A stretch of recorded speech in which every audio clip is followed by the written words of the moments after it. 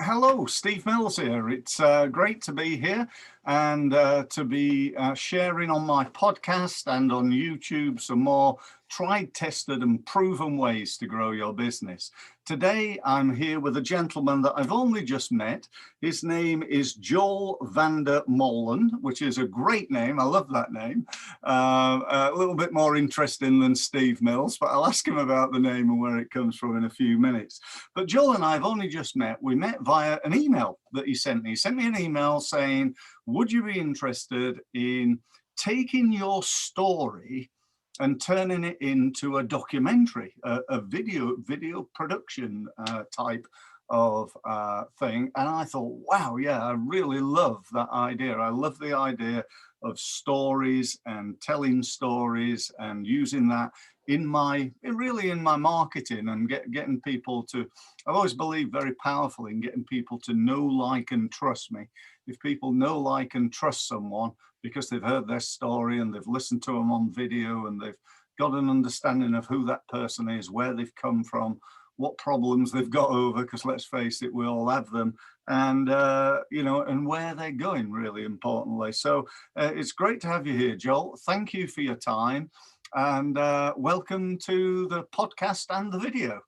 Thank you, Steve. It's wonderful to be here. Thank you for this opportunity. It's great. That's my pleasure. That's my pleasure. So why don't we kick off just by telling everybody a little bit about you, and I suppose your story and what you do for a living. Oh, okay, absolutely. Well, I was born and grew up in the southeast of England, which people are normally shocked by because of the name Van der Molen. Yeah. Where does that come from? my great grandfather was born in Amsterdam. Okay, right. And right. so, but that was it. But in the war, they came over. I know that I did a documentary of my father called 80 Years in 80 Minutes. Okay. Recalling all the memoirs of his life. So I got to learn about my family history. Yeah. Which was a wonderful gift for him. But also, yes, I learned to answer that question when people say, what's with the name Van der Molen?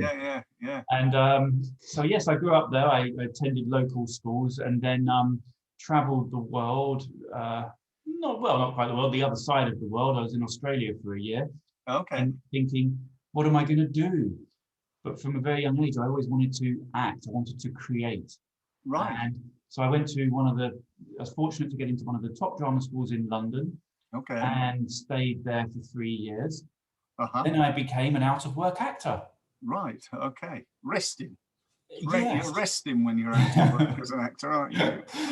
I was working in bars and restaurants and looking around at everybody enjoying themselves, going to restaurants and having, money to spend.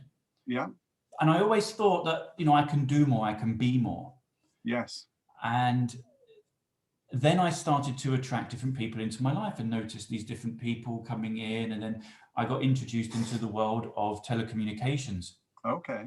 And helping businesses to save money and increase productivity through new technologies, introducing them to ways of working that would increase productivity, but also reduce their monthly expenditure. So that was quite an opportunity to help a lot of businesses. And I really very quickly realized that I could make a living out of this. And so that's what I did. I spent the next 10 years building a telecommunications company. With servicing small to medium businesses. And then the big change happened because I do believe that, we always have that calling inside of us. We can feel it. It's an inner knowing. It's an inner intelligence. Yes. That is our guardian angel, if you like. It is our higher self, whatever it may be for you. But we know it's there.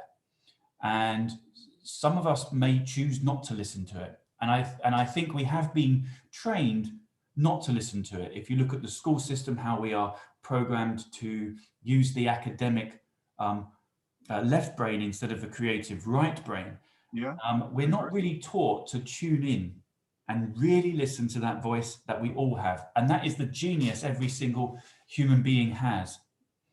It just gets crowded and the noise outside gets louder. And that certainly did for me. And it pushed me off into a different direction, which I took advantage of. I built a telecommunications company.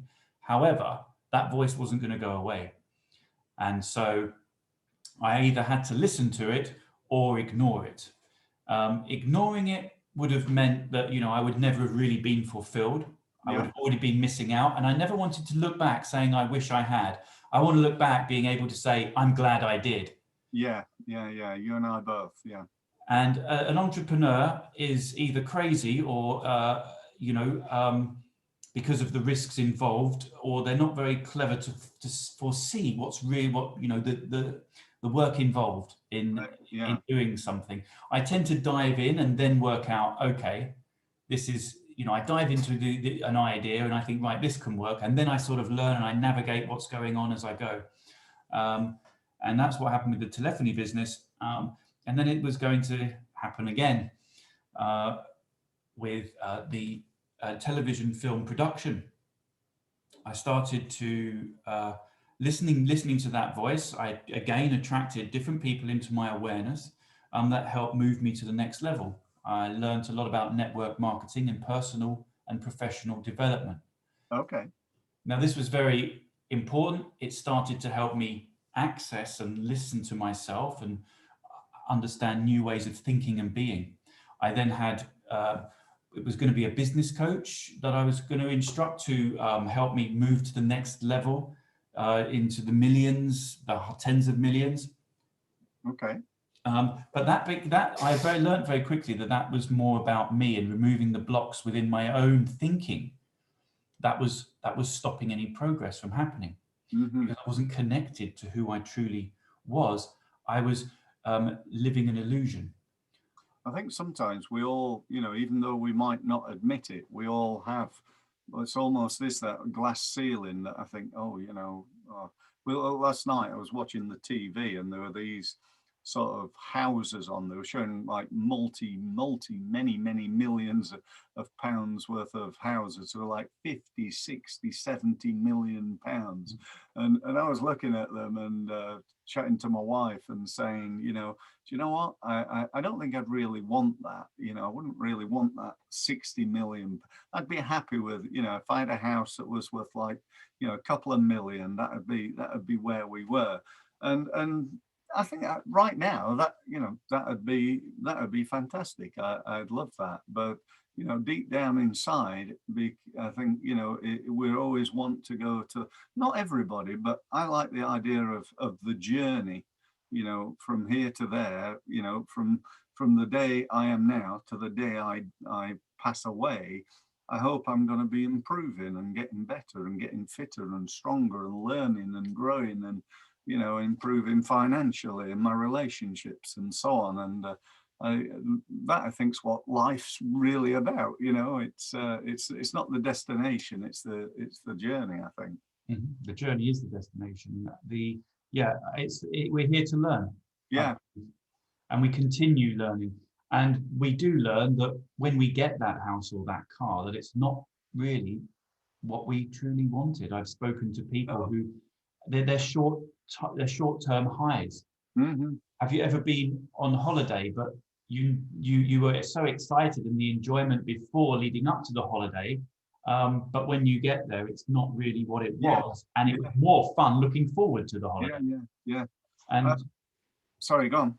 I was going to say, well, what's interesting is that people would spend more time planning their holiday than they would planning their life. Yeah. I would certainly be a victim of that until I started unlearning what I was learning and then learn how to put plans in place. Yeah. Still not very good at it, but I'm learning. We were talking just before we started recording, weren't we, about in school we're not told anything about this. I don't think I ever had today's goal setting at school when that's what we're going to do today. We're going to talk about personal development or how to structure and set up a business or marketing or selling or all the things that you actually need really to survive and thrive in a world and in a business world. We don't get that as part of our education, and yet for most people their education ended when they either left school or left university. That was it. They've not gone on and carried that forward, and you clearly have, and I know I have. Yeah, I think the new education is in unlearning. Yeah. unlearning the programmed ideas, beliefs, and values that are ingrained to us since we're born. Yeah. Since we arrive on this planet, we then, we are then programmed in a way. The school system is probably 120 years out of date. It may have served a purpose for the industrial age for people to go into that working environment, and that may have been brilliant for then. But how has it changed? What is it doing now? If there was classes on wealth, on how to grow a business, how to develop from within. Yeah. And if we look at the word education, it comes from the Latin word educo, meaning to go within. Okay. And then I probably, that would have been more valuable and for me. I think a lot of people leave school, and you see a lot of this where people will go into the same profession or the same type of career pattern as their parents. Yes. Yes. Very much so. Or I'd say as their surroundings. I came from Sheffield, and I always remember my careers talk. Some of the listeners will know that I've got a background as a table tennis player. I used to play table tennis for England, and my careers talk at school, the careers counsellor said to me, "So, what do you want to do when you leave school?" So I said, "Well, I want to be a professional table tennis player." And he said, "Yeah, but what are you going to do for a living?" And I walked out of the careers meeting with 2 applications for British Steel, which that's basically what everybody did in Sheffield. You either worked for British Steel at the time, or you worked for somebody who supported the local shops and places like that. But Sheffield being the steel city, it was like, I don't know what percentage, but let's say 60-70% of the working population of something like, I don't know, there's about 2 million people live in Sheffield. It's quite a big place, and most of them worked in British Steel at the time, and so it was almost conditioned into me that's what I do. My dad didn't actually work for British Steel, but he was a manual. He was a joiner. He was a carpenter. And I was going to do something similar, and I backed out of that big time. Decided against it, luckily. But it's this idea of this programming to move in a certain direction, to follow the herd. And if you do step outside of that and do something different, well, then you're not normal. You're considered risky. You're considered a threat to the system, to people's reality. Yeah, sure.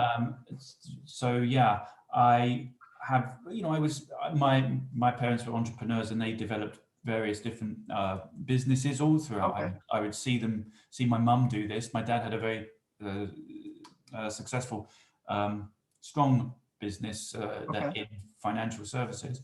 Right. But, my mum would come up with all these wonderful ideas ahead of her time. Yeah. Ahead of her time, and but it was very interesting to see. And as soon as something would fail, she would move on, and I really respected her for that. That this constant drive never to give in. Yes. Regardless of what problems were thrown her way. Yeah. That constant drive to achieve. Yeah. I hope I did pick that up from her. Yeah, I think so. I think I did.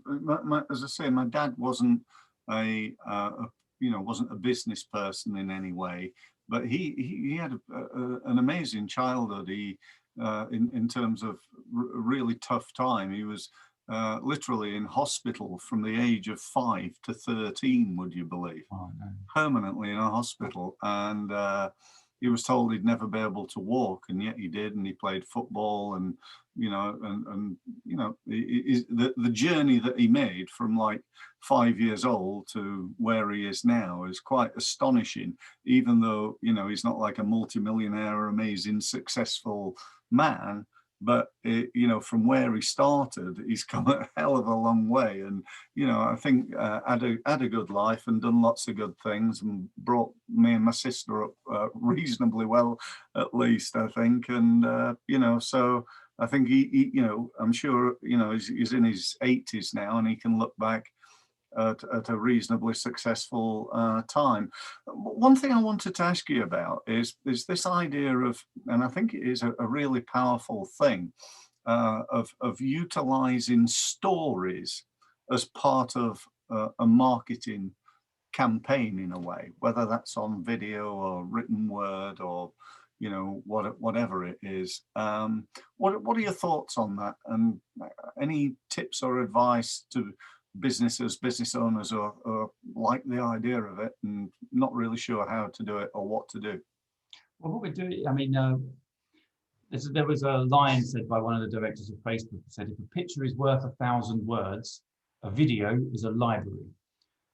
Okay, Which I that's quite like. fantastic.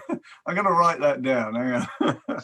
Okay, go on, carry on. So video production. I started looking at this 5 years ago and thought, what a great way of communicating a message in a format that we love, the visual format. I mean, if you want to know how to do something now, what do? You go to YouTube and you get a how-to video. This is kind of how it started for me. Because I was installing phone systems at different businesses, it was the training of the phone system that was quite heavy going. Yeah. So I made these videos with the A-Link and Polycom, two strong brands. And I really did it for just my customers. I was going to keep it private, but I let it go on the internet and you get hundreds of thousands of views. Yeah. Because suddenly the world goes, oh, thanks for that. Now I can use my phone. And then I did the broadband troubleshooting videos to help people to solve broadband problems. Okay. Because, you know, broadband is like the fifth emergency service. Yeah. The engineers coming out, because I think in a survey, there was a third of these people in the survey, they said they would prefer their heating to go off than their internet connection. So, you know, interesting how our values change. Yeah. But video, by 2022, 80% of all internet traffic will be video. 80%. Wow, that is astonishing, isn't it? Yeah. And yet I see, I don't know about you, but in my world, when I'm dealing with particularly the smaller business market, they see that they say, oh, I don't want to be on video. You know, I'm not really very good at that. And I'm not sure I am, but I've done over 400 videos and I've practiced and I've got better and better. If you looked at my early ones, you'd think, oh, that's terrible. No, I do anyway. And yet the newer ones, I'm thinking, you know, that's not too bad. I'm reasonable at it now. And it's just like any skill, isn't it? You just practice, you know, get back on the horse, you know, and if you know, I wonder how many videos I've got where I've got halfway through and then sweared and cursed that I've got it wrong and deleted it and started again, you know. I tend not to do too much of that these days. I think it's a very unique tool for businesses. 54% of consumers want to see more video in businesses. 73% claim that they've been influenced by a business's video or social media content, and it is and video marketers will tell you they get 66% more leads because of video. So, and people who do invest in video say they have 93% of them will say that they've landed new customers because of video. So it's certainly something very important for small businesses, and they don't have to be on screen, but here's the thing, is that people relate to people. You said earlier, know you, like you, trust you. Yes. And, you know, that comes across in a video. And that's where I came up with the idea of document your business in a film to connect with your customers. Yeah. Because I know, being in telecoms, whether it was 1 year or 10 years, people would say, well, who are you? We don't know your brand. We know who BT are. We know who Virgin are. But if I turn around and say, well, I've got an award-winning documentary about my business and it's on Amazon Prime, take a look. Yeah. Well, that immediately adds a level of credibility beyond expectation. But more importantly than that, it is building a relationship with your customers, the community, and your prospects a lot faster. Yes, yeah. It's telling authentic stories and telling them well, which gives access to your products, your services. It builds your brand awareness, but it builds trust and transparency. And people are now more than ever choosing where they shop and what they buy because of the story behind the product and the values that it embodies. And we can use a very famous example of the guy who became the richest on the planet, Elon Musk. People want to work for him. So Yeah. it also it gets employees behind the business, It's as well as the inviting more it's customers. really interesting, isn't it? We're in an age and a culture now which, 20 years ago wasn't really happening, and that is that there's like a leader of a business who's actually almost like a celebrity. He's like worldwide. There was the odd one. Richard Branson's been known, as a public figure for probably 20 odd years, hasn't he? But now there's like a whole range of them. Steve Jobs, and probably name another 20 or 30 of them. And it's interesting how these people are becoming almost, if not even more, well known than the brands that they've created. Correct. It's a wonderful point, because small businesses may tend to focus on their logo or their branding, but really it is the people. Yeah. It is the person behind it. People resonate with people. People know me. They don't necessarily know the brand. That comes afterwards. Yes. But they want to see the person behind it. We're in the business of people. Yeah. And that's something for small businesses to be more focused on, is themselves. Yeah, absolutely. And the realness of them, because that's what people connect to in a world of fake media, fake news. People know what's real and what's not. Yes. They know when someone's genuine, when someone's authentic. And people connect and resonate with stories. The things that people resonate is the early mornings and the late nights, building a business, the challenges that you had to overcome, and the wonderful experiences that customers have had. I think you're absolutely right. I think also, that, when you're looking at, if you read a marketing leaflet or something like that, or a web page, often it's saying, buy this product, it's great, it'll do this, and, and all wonderful. And, they're doing a really good sales job on you. But life's not always like that, is it? And the journey, if I'm sure you'd be the same, but if you look at my career, 25 years doing this, I've definitely had ups and downs in my business, and I've made loads of marketing mistakes, that is for sure, and probably made more than most, actually, because I've done more marketing than most.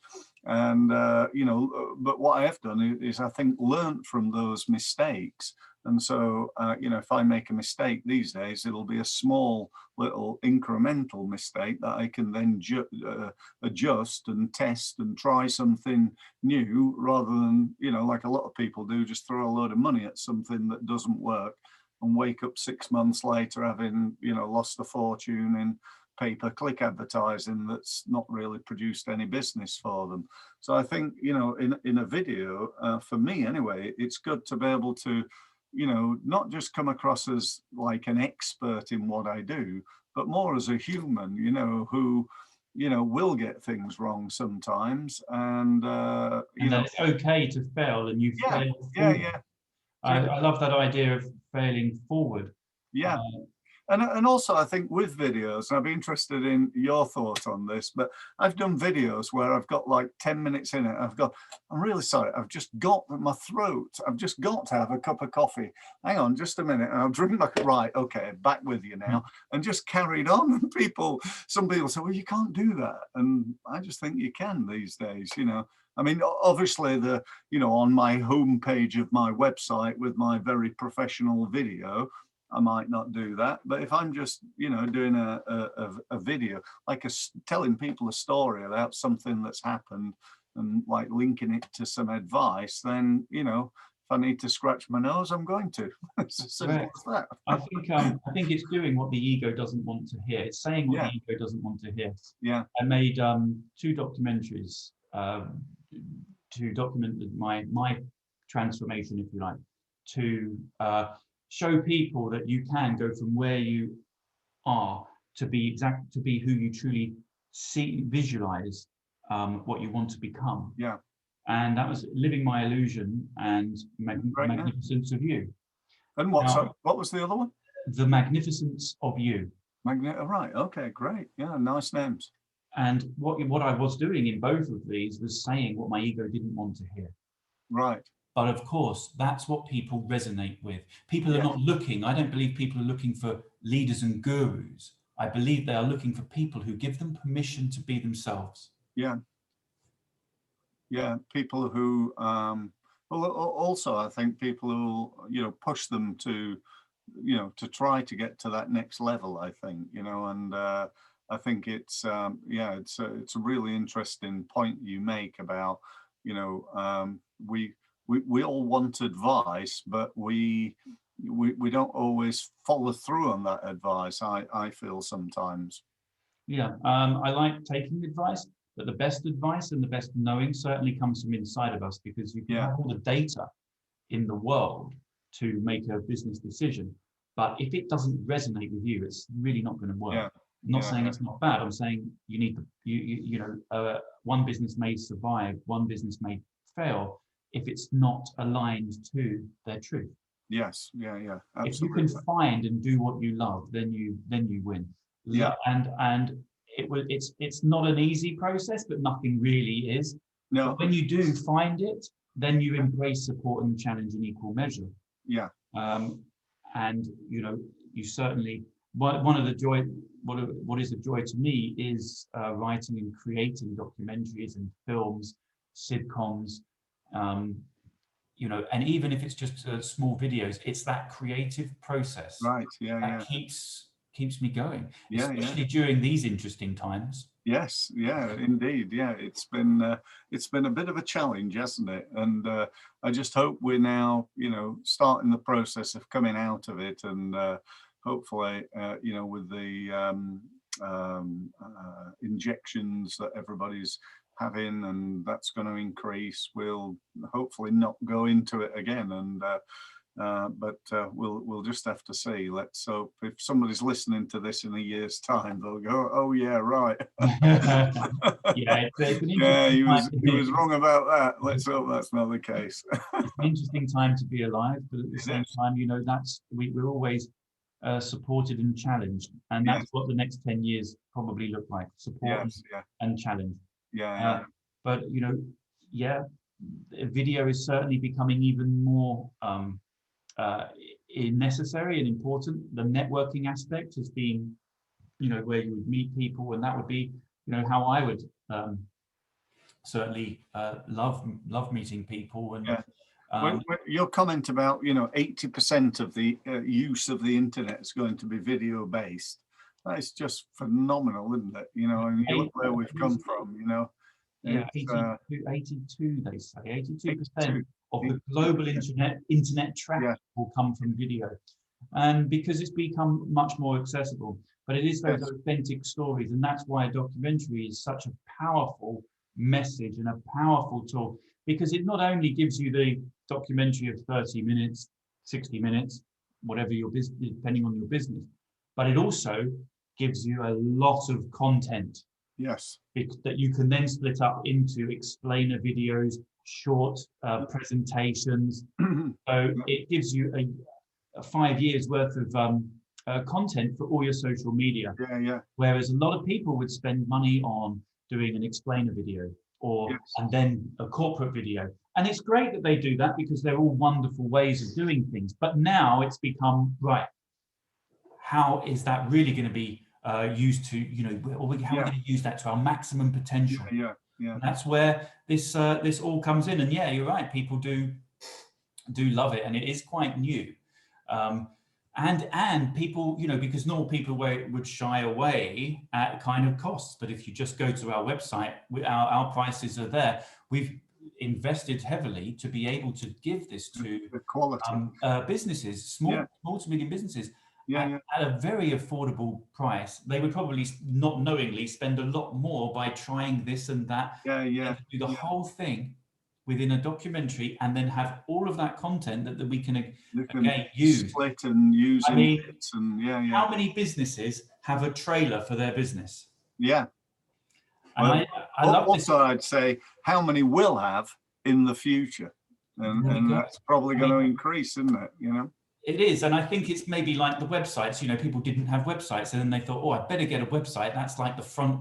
That's like the shop window. That became the shop window. Everybody had to get involved and be a part of that. And a video is the same way, but it's about coming up with creative means of intelligently communicating, you know, to customers, because the veil is thinning between businesses and customers, providing insight and access to what's at the core of the business, its people and its relationship to the customers, the values that they embody. I think it's essential and very powerful, especially now because people are not going out and networking as I used to love to do.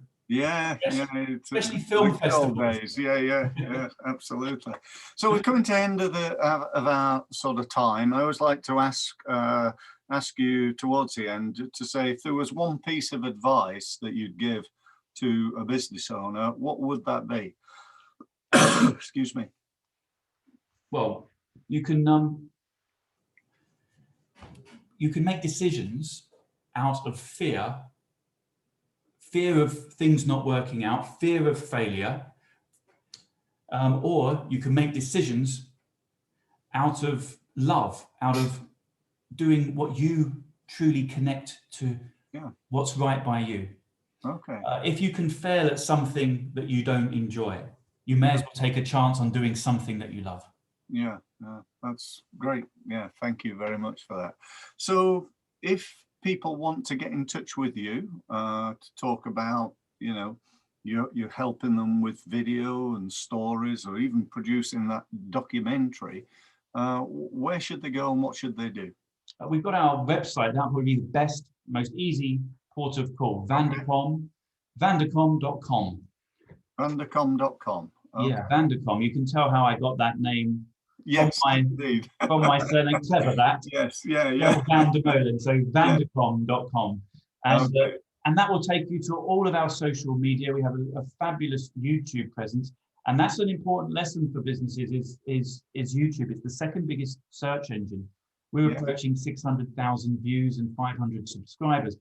But the more you do that, the more you start building interest and people coming to you for finding you. It like snowballs, doesn't it? You know, I had like 80 followers, 100 followers, and I wasn't really making any. Then all of a sudden I got to like 600, 700, 800, and it just, you know, started to really go, you know. And, the other day, one of my videos hit 22,000 views.